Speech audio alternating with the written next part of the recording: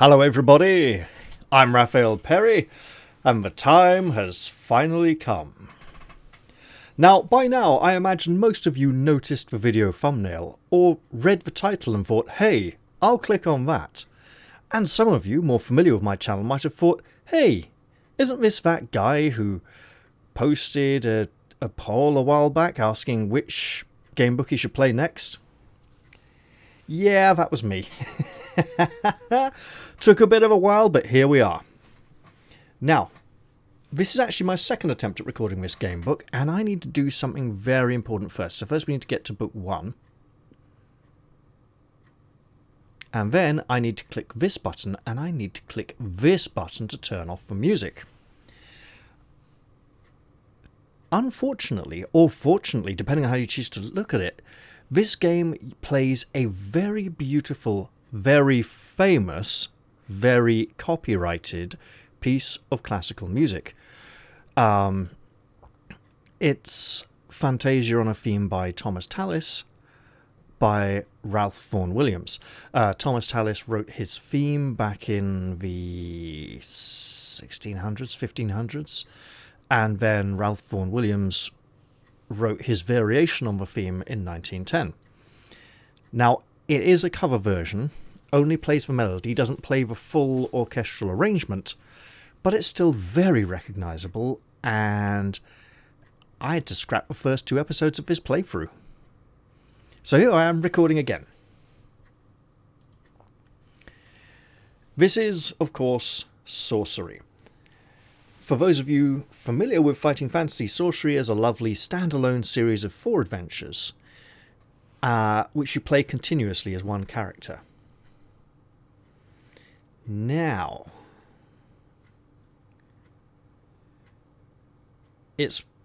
while it's separate from the Fighting Fantasy series, it's related. It occurs in the New World rather than Alancia. So you got the 3 continents in Fighting Fantasy. You got Alancia, the New World, and then the other one's like begins with a K. I can't remember it, or an R. It's the sort of Japanese Oriental one. Sorcery is also different because you get to play a wizard and cast spells. Now, previously, at least 2 or 3 of the Fighting Fantasy game books had allowed you to do this. I'm thinking, oh, sorry, but temporarily. Citadel of Chaos, of course, book 2, where you get to play, I think it was a half-elf spellcaster. There was also Temple of Terror, book 14, where you got to take 2 or 3 spells to use rather than a vast selection. And then there was Phantasms of Fear. I can't remember the book number. I think it was in the late 20s to early 30s, in which you played a wood elf with some magical abilities, trying to stop an evil sorcerer from holding open a portal and letting loads of dinosaurs loose on the world, and using all sorts of abominable magic that he would use against you. Right. In Sorcery, we get a spell book, we get to be a wizard, or rather a sorcerer, and we get to go and cast spells. This, of course, is not the books, it's the adaptation for computers by Inkle, a lovely little company. Now, this is not an entirely blind playthrough. I have played through the entire series once, about 25 or 30 years ago. I've played through the first book 3 times. The first time I was about 12 or 13, babysitting a youngster while our parents got together and recorded an album in a separate building. And, we just looked around the house. We found a copy of, Sorcery Book 1, the Shamutanti Hills. And we played it. We got out some children's toys and reenacted some of the scenes, had lots of fun with it. And we got to the end of the adventure okay.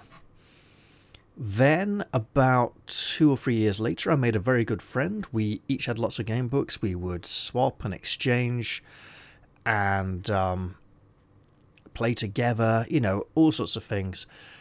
And at that point, I was able to play through the entire Sorcery series once, successfully, That being said, of course, Book 2 did involve a little bit of repeating. If you're familiar with Book 2, you'll know why. And then, when Inkle put out their Sorcery adaptation a few years back, I played through the first 2 books, and I noticed that they had made some minor changes. The overall adventure is exactly the same, but the placement of some of the spell components is different. Right, that's enough of me waffling. Let's dive right in. I should also add the Inkle version doesn't quite treat the introduction the same way that the regular game books do. So if it doesn't come up in enough detail, I'll explain stuff for you all. That being said, many of you are probably very familiar with the series already and would love to see me just faff about. So I get to choose if I want to be a boy or a girl. And, you know, the boy looks very brave, the girl looks very pretty. However, bear with me on this. Some of you might find it harms your immersion to hear my melodious baritone voice while this little girl bounces around on the screen, so I'll play the boy this time. And if he dies, maybe she'll get a turn.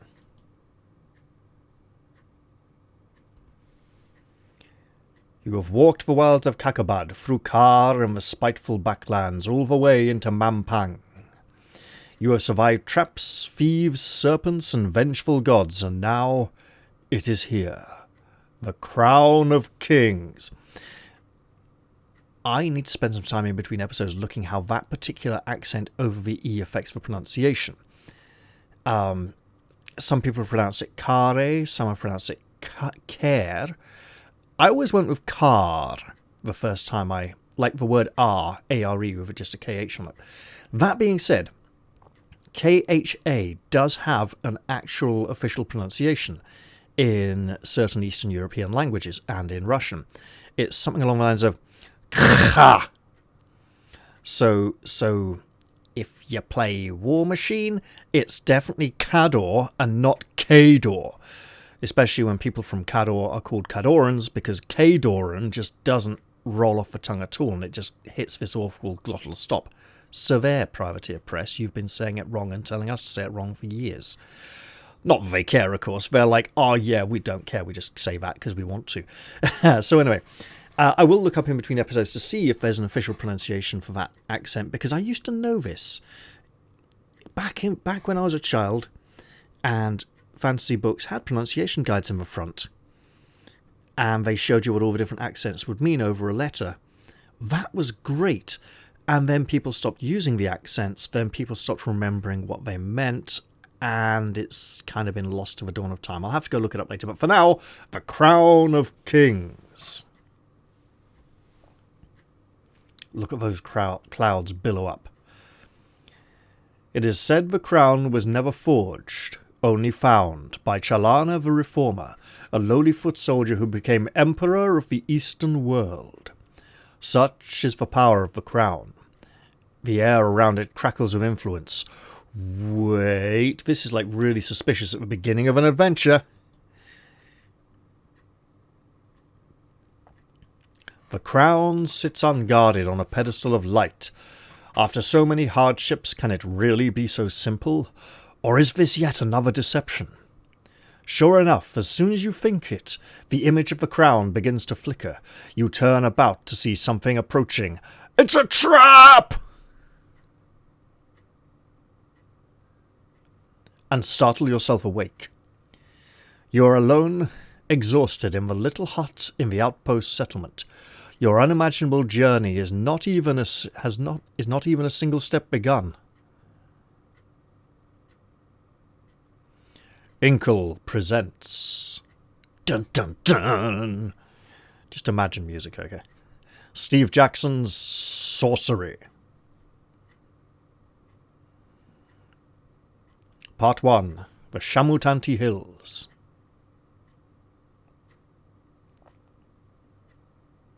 We are a hero, we are flashing.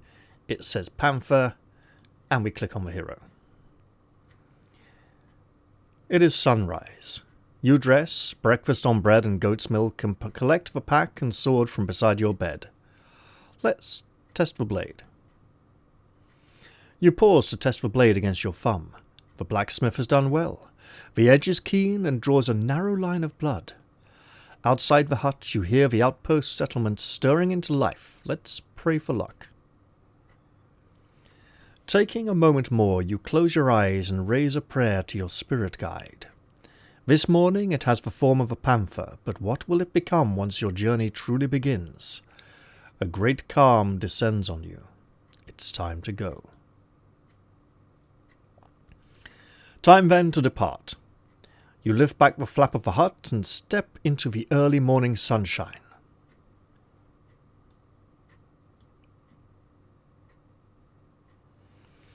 Eyes follow you as you leave the hut and walk towards the great Shamutanti wall.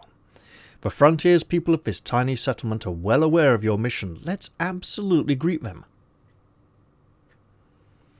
You turn to them and bow. Some smile in reply, but are too afraid to approach. Others make gestures for protection.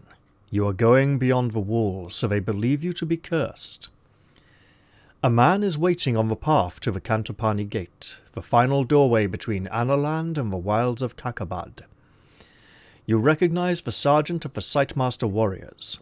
He holds out his hand. The door seems to be already open. He's gesturing to the land beyond. That is an impressive staff. And helmet too, with the exaggerated eyes on it. Of course, we have the wonderful artwork of John Blanche. This is early John Blanche, right? Before circa 1998, 1999, where he changed his art style quite significantly. And then we get to the mid and late John Blanche. But the early stuff was more along these lines. Greetings, Sergeant.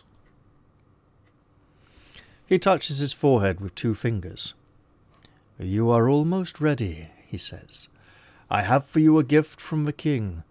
24 gold pieces. It is all we can spare this time. He holds up the pouch, and we shall take it. I could have taken half the money, but I feel I'm familiar enough with the adventure to not risk that. I'd have to know exactly what I was doing to be able to play with that small amount. That'd be an interesting challenge for a later playthrough. You accept the gift graciously. Thank you. You should buy some supplies before you pass the wall, the sergeant says. And you must collect your spellbook if you wish magic to aid you. Finally, you wish to practice your swordplay. I will go one last round with you. Oh, finally, should you wish to practice your swordplay. And he points with his staff towards the training ground. Well, I will collect my spellbook. One of the huts, set slightly back from the others, is decorated with glyphs and strange symbols. A terrible smell emanates from its doorway. This is the hut of the chief mage. He has been preparing your spellbook for days, reading star charts to work out which spells will be available to you in the different locations in the hills and beyond. Oh, I'm not going to skip on the spellbook. So, yes, this is a lovely thing about sorcery. You could literally play it as a warrior and take no spellbook and be, no, I'm just going to fight stuff. And that could get quite challenging later on, but it was a viable option. Until book 4, when it might not have been quite so viable. Those of you who've played the series through all the way know exactly why. You lift the flap and go inside. The mage looks up at you with haggard, sleepless eyes and presses the book into your hands. Do you understand how to use this? He asks. Well, yes, but why don't you refresh my memory? Tell me. Each spell is crafted through the alignment of 3 stars, he begins. The spell Zap, for example, is made by aligning Zarathustra, Eogis, and Peony. But that is not important. What matters is what the spell is called, and what it does. Zap will give you control over lightning. Hot will create a fireball. Forth will create a force field around you. Shall I continue? Yes, do go on. The mage nods. The law spell is formed from Lilith, Eogis, and Wex, and it will allow you to control the will of unintelligent creatures. The Wow spell is quite different and uses different stars, The order matters, you see. Wall creates an invisible barrier. You will find the rest in the book," he adds, tapping the leather-bound volume. I would like to know about some more. Just, remind me again before I go forth." The mage looks surprised. "Well, the dop spell is used for locks, yes, door open. Walk will shield you in battle, and dumb will cause clumsiness." He scratches absently at his ear. "Remember, some spells will cost you effort to use, but the ones that will not work without a focus. Yes, but the ones that will not work without a focus, some kind of item. You will need to read the book to know what. Research magic using the spellbook button on the map." Now, in the original gamebook, we would then be instructed to open the spellbook, read through it, memorize as much as possible, and then not consult the spellbook anymore for the rest of the playthrough. Yes, the spellbook's open in the middle because I had to come back from my previous playthrough with the copyrighted episodes that aren't going to be released. This is the illustrated Sorcery spellbook, so it's a facsimile of the separate spellbook that was later produced, the 5th volume to the series, essentially. I do not have that. I do have the Sorcery spellbook produced for the Advanced Fighting Fantasy role-playing game. So the 6 most useful spells are Zap, Foth, Law, Dumb, Hot, and Wall. Now, I'm not going to read through the entire spellbook now. Additionally, the way the spellcasting system is presented in the game, it only shows you the viable selections, whereas in the original gamebook, you would be offered false selections which were not spells, and would still cost you stamina for getting it wrong. I don't know how you'd like me to handle this. I could completely just read the spellbook through once after the first few episodes and try and memorize as much as I can. That'd be the kind of hardcore option, right? But the fact that the options are all still presented, tricky. Given that I can't promise to record episodes back to back, what I could do is look it up before I start each episode just to remind myself. Or I could just relax and play it the way Inkle have presented it. Let's go buy some rations. Small traders in the settlement supply the Sightmaster warriors with weapons, armour, food and clothing. You go over with the sergeant to a stall selling flatbreads and cheese. 2 gold pieces per ration, the owner says. I will buy 2. I could buy more, but I won't. You hand over your coins and the man places 2 rations carefully in your pack. You must be sure you eat every day or you will suffer, the Sightmaster tells you, standing at your side. Eating more will give you extra strength, but is not necessary. And now we have items. We have a sword, we have some rations. 2 rations, yeah, that's fine. Treasure, no treasure yet. Spellbook. Oh, look, it's the spellbook menu. It's all fine. And now we appear obliged to head over to a training ground, so let's do that. You walk with the sergeant to the training ground, and he wraps the base of his staff in leather. I'll ready my sword. To begin, the sergeant says, we will practice the stances. First, defend yourself against me. So, we can drag ourselves to the right to attack more aggressively, or to the left to defend more. And we get various intermediate states. I believe we can also... No, we can't drag up and down. The enemy usually displays on this bar how high they're going to attack. We are currently instructed to defend. So, this replaces the usual Fighting Fantasy combat system, but it's a interesting alternative, and also the enemies are beautifully illustrated in the correct style. The Sightmaster is a powerful enemy. By defending, you will receive the minimum damage from any attack he makes. The Sightmaster Sergeant defends himself as well.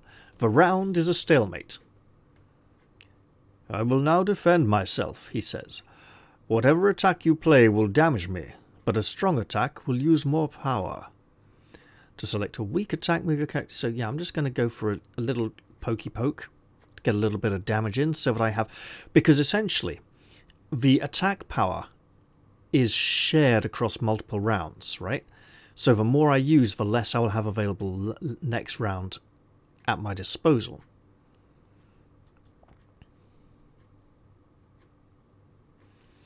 You swing with a weak attack, rushing for the Sightmaster Sergeant who is defending. Good choice. A stronger attack would have wasted more of your power. I will defend myself again, he says. So he is indicating, if I go in heavy, I might get the 3 points. I'll risk it. Okay, that's not good. You play a strong attack, overpowering the Sightmaster Sergeant again, who raises his defense. Remember, playing weaker attacks saves your power for the next round, because the defense stance limits incoming damage significantly. My next attack will be one of my strongest, he declares. If you can perform a full attack, you may overpower me, but otherwise you had best defend yourself. Well, I can't, so I'll defend. You defend yourself. The Sightmaster Sergeant attempts a strong attack, but you receive only a small amount of damage. He will be weaker now, so his next attack will be lower. Is that 9? Oh no, I see it's down there. My next attack will be of medium strength, he declares. You may be able to overpower me if you wish to try. I'll risk it. Oof. You choose a powerful attack, overpowering the Sightmaster Sergeant. He bows. You have finished me. Excellent. 1 stamina lost. Skilled swordplay. Nice. You seem to remember the basics, the sergeant says breathlessly. Good. Another round? No, that's quite enough for now. You shake your head. Very good, the sergeant agrees. But if you wish a bout in earnest, then I warn you I will not go easy on you. He indicates the wider yard, where there is space for a true match. No, I'm kinda good to go.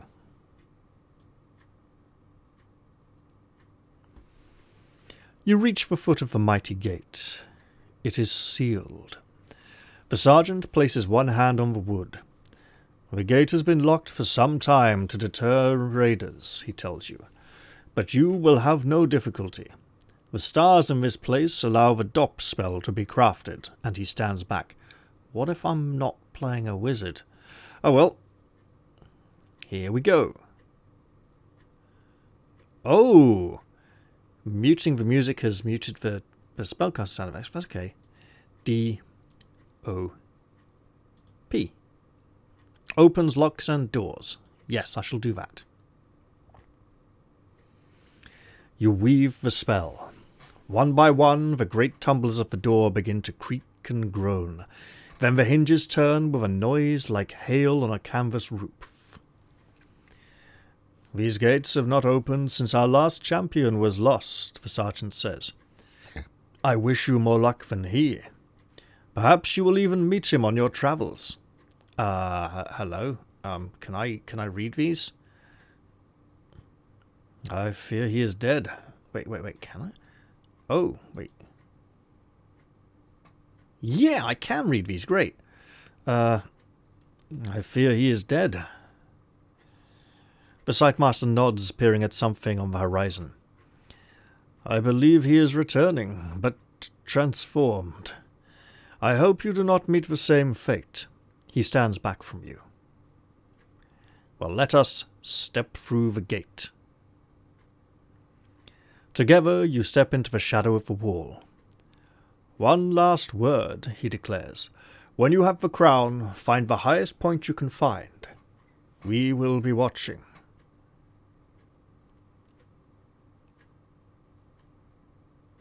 I understand. I will not wish you a safe journey to Khare, for the way ahead it will not be safe, the sergeant murmurs as he peers into the distance through the open gate. The Sightmaster warriors are selected from birth for their incredible powers of telescopic visions. You cannot help but wonder how far he can see. Tell me what lies ahead. This path leads first to Cantopani, a settlement of traders, though most are rogues and thieves. You should be there before the sun has reached its peak. From there, 3 routes lead on to Cristatanti, but no single route is safe. Kakabad is a land of devils. And beyond Khare? I cannot see so far, he says, but once you have crossed the Cityport of Traps, you will enter the Baklands. They say that night and day there are controlled by forces other than the sun, and from Khare too your progress will be watched. It is time to go. Striding away, you pass through the gate. The faces of the folk watching your departure reveal the hopes that rest on you and your quest. The early morning air is crisp, and the rising sun paints the slopes in shades of peaceful beauty, concealing the air that lies ahead.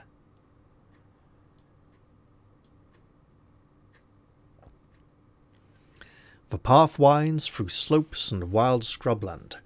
The countryside is deserted, and the eerie silence is broken only by the cawing of the occasional crow. There is a spell for hearing what they say, but you do not have the equipment it requires. The birds appear to pause in the air to examine you as they pass. They make you uneasy, as if you were an intruder in their presence. So I shall continue walking on. Barely an hour beyond the wall, and the air begins to grow foul. The Shamutanti Hills are infested with the pestilence of the Baklands.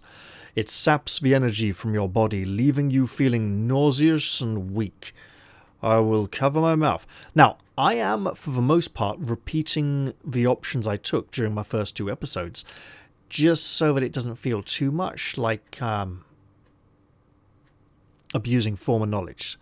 Also, to give you a rough idea of how things went for me the first time. You cover your mouth with your neck scarf, but it does no good. Yes, imagine having a massive stave sticking out of your neck. You cover your mouth with your neck scarf, but it does no good. They warned you of this. You will grow accustomed to it the longer you are out here, but for the moment, you must be very careful.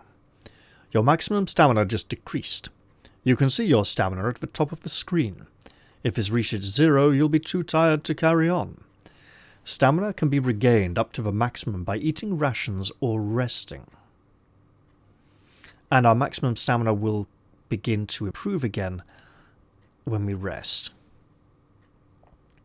I could travel cross-country, or I could head towards the village of Cantopani, where there are many traders, and a number of the spells in my spellbook require that I have certain items to cast them. Traders may sell these items. Yes, I have 1 gold piece. I have. You notice these are colour-coded. Red, beeswax. No beeswax. Goblin's tooth, bamboo, flute. Things I do not have. Things I could probably purchase in Cantopani.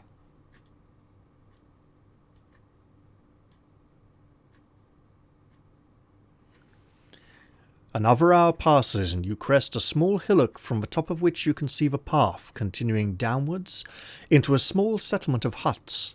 This must be Cantopani. I will look at the village before I approach it, because it's there. From this distance it's hard to make out much about the town, except that it must be desperately poor. The fields on either side are brown with caked mud, and the few penned animals are thin and wizened like thirsty vines. No wonder the Sightmaster warriors don't trouble themselves to protect this place. There is nothing here to protect. On to Cantopani, then. Yes, apparently I could avoid it. Not gonna do that, though. Let's go back. Oh. Okay, so that little kink there, I like that. That's interesting, right? So it's not just a straight line to whichever destination I choose.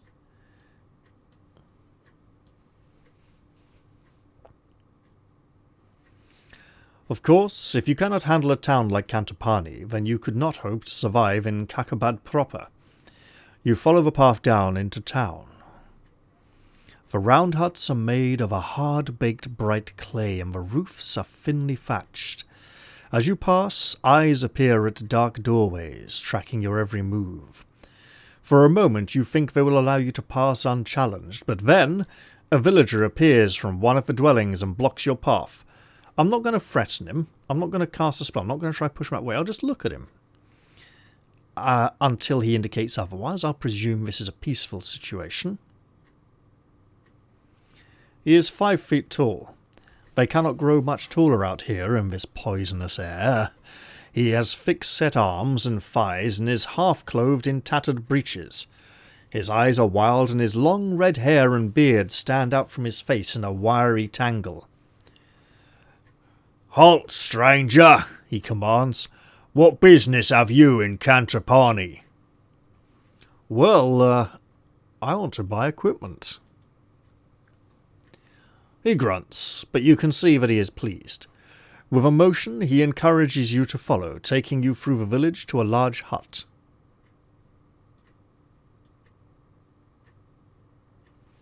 Inside, you find the building is a storage house.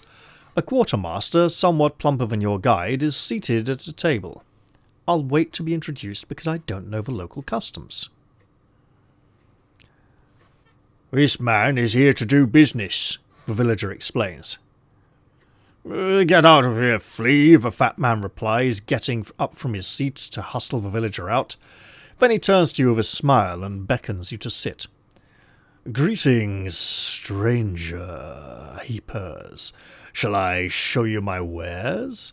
"Oh yes, by all means, please do." The man wags a finger. "Wait there." He disappears for a moment into a side room.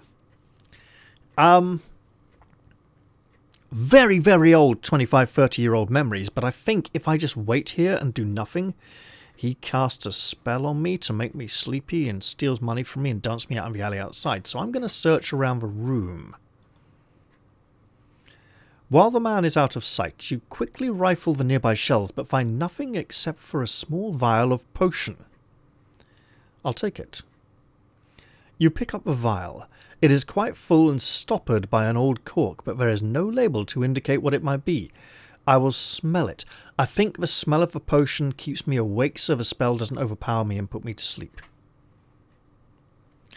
You slip back the stopper to take a cautious sniff. The smell is truly appalling, and you seal it up again. Blimbery? But what is it used for? The merchant returns, carrying a large box. "For you," he declares, moving his hands as he speaks. "You've come to the right place. This collection, the very best. Our most strange and interesting artifacts, collected from other travellers who have come this way." He begins to lay the items out in front of you, treating each with great care. "I have 20 gold pieces to spend, but is there anything that I'd like to buy?" This musical pipe." You pick a bamboo pipe off the table, carved with a split reed and 6 finger holes. "What use is this? Are you selling off your infant toys?" 3 gold pieces, the merchant says. "I can't promise you that it is any magic, but it may as well cheer you up at night. I'll play a little."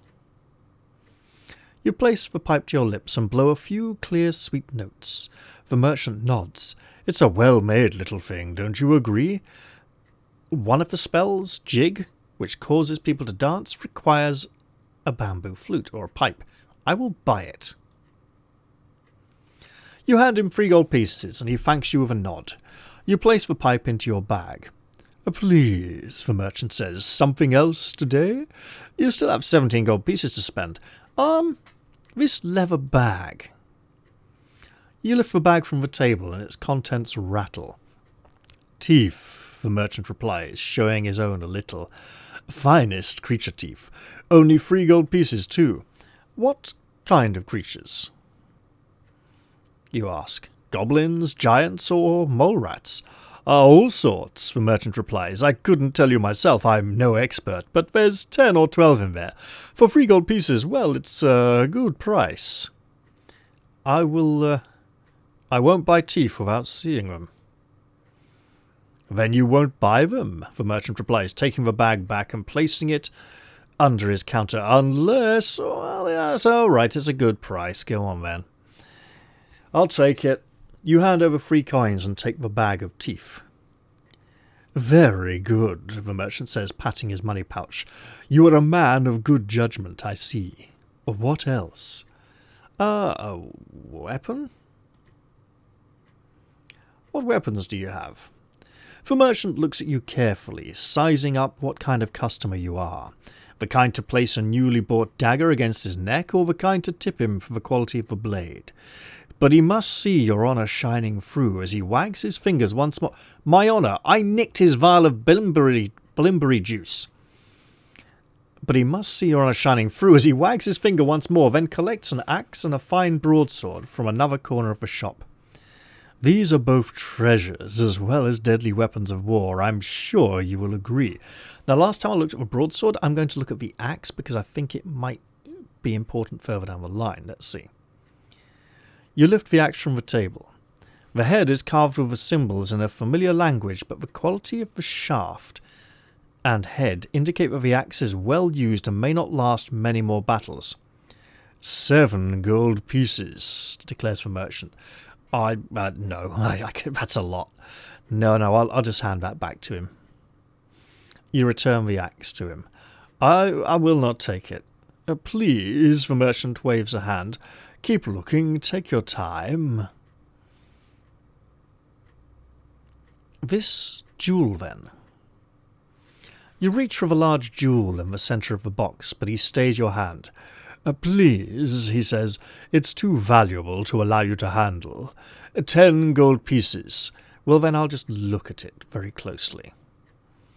You lower your eye to the table to peer more closely at the gem. It is clear, glossy, and its surface seems to be slightly sweating. Dragon's tears, the merchant says. You've never heard of such a thing before. I think this is a fake gem. I think it's wax or something, or it's like a piece of glass.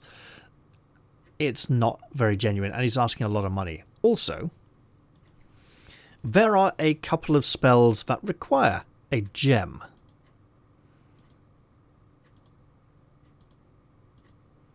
We have a jewel of gold,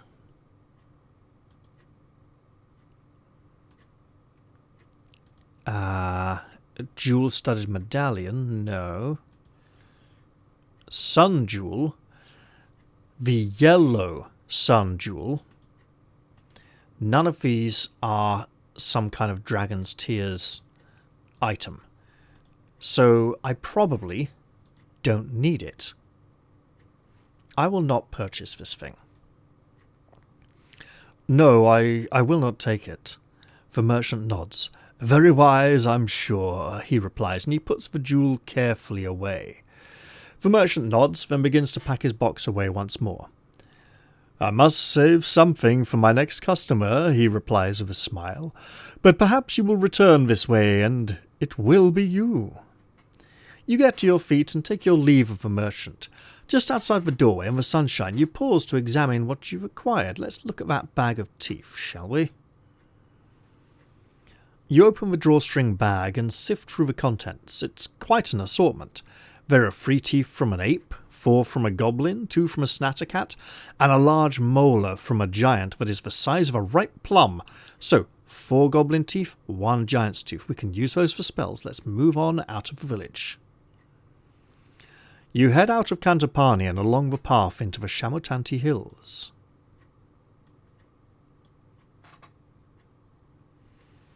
Passing the outlying huts, you feel strangely uneasy. Hissing from within and sly faces disappearing from doorways make you feel decidedly unwelcome. Then, at the edge of town, you pass a large boulder, and at once 2 rough-cut villagers spring out with swords drawn. Bandits. 2 against 1, the first declares. You're lost, calls the other. So hand over your things, come on. I could give them all my stuff, but if I can't handle 2 jumped up villagers who want to steal my stuff, how am I going to travel all the way across this epic adventure to recover the crown of kings. I'll try to reason with them, although they might not be that clever. I don't want any trouble, you declare. The first bandit edges forward, a sword tickling at your chest. Running you through? No trouble at all. The pack. Now I'm going to have to defend myself. He's gone too far there. You draw yourself to your full height. You have mistaken me for someone else, you declare. I would like to give you a moment to reconsider because I will kill you if I have to. The bandits growl and advance on you, one on either hand. Well, I could fight or I could cast a spell. I'm going to do some magic.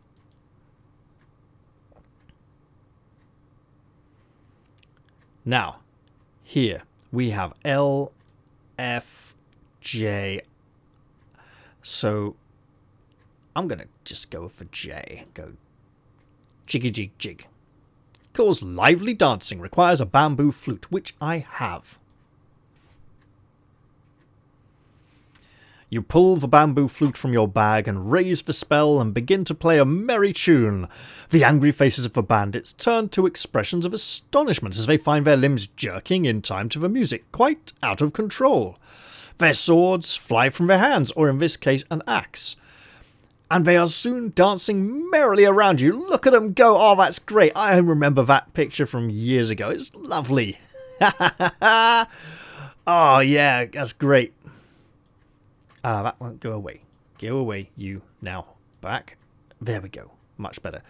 Lead them back to the village and lead them to the nearest pit in the ground. I'm going to take them back to the village so all their mates can mock and tease them for days afterwards. Piping loudly, you direct them back to the village, and as they dance away, you continue your journey. About half an hour later, you reach the start of the climb into the hills proper and continue upwards. Leaving Cantopani behind marks the true start of the wilderness. Beyond that tiny outpost, there are scattered homesteads and Khare, a thriving city port, but all are touched by cruelty, isolation, and fear. The Baklands and the long shadow cast by Mampang fortress darken everything. And with the crown gone, with the crown stolen, things can only grow worse. In the long years since Chalana the Reformer founded the Alliance, the crown has been passed from kingdom to kingdom every 4 years, ensuring each one has its turn to lead, but no more. Ruddlestone, Lendelland, Galantaria and Bryce have all enjoyed this power, but not Analand. When the crown came to Analand, it was stolen by birdmen from Zaman and carried off to Mampang. With the crown, the Archmage will be unstoppably powerful. There is no chance of sending an army against him. A military force would not survive the journey. So here you are, a lone hero walking the long path to Mampang alone. And that is essentially a cut-down version of the original intro. 5 minutes later, you reach a fork in the road. The sergeant, for all his eyesight, hadn't mentioned this. Well, he did say there were 3 ways onwards, and I count 1, 2, 3, 4. Okay, so, well, it'll do.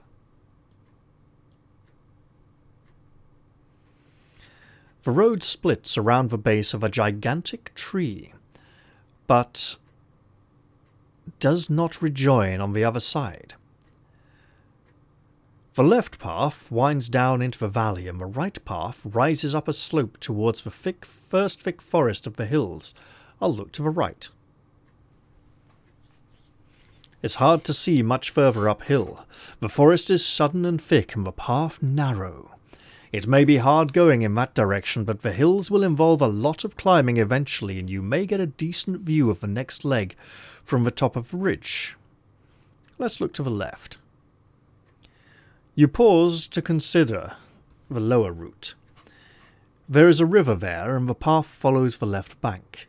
It is a safer route, secluded and protected, but the curve of the landscape would mean you are almost backtracking. You're about to make a choice when you hear a faint cry from somewhere close at hand. I'll look around.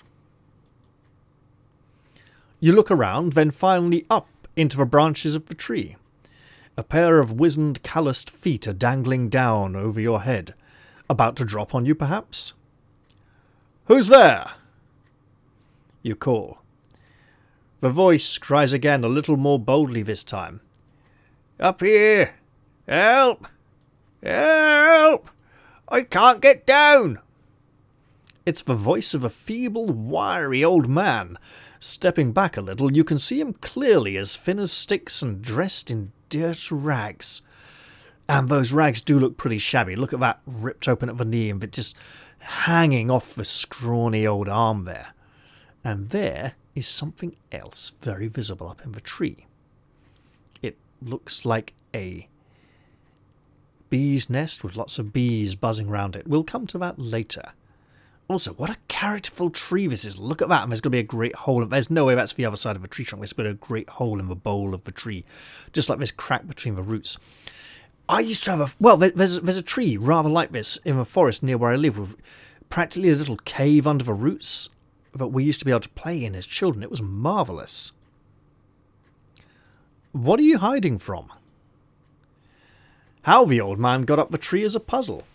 He must have been escaping someone fearsome to climb so high. "What are you hiding from?" you cry. "Damned Elvins," he replies.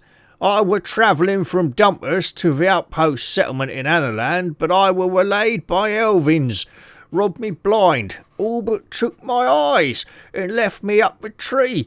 I keep getting older, you see. We all do, but some worse than others. Climbed up, but now I'm too old to get down."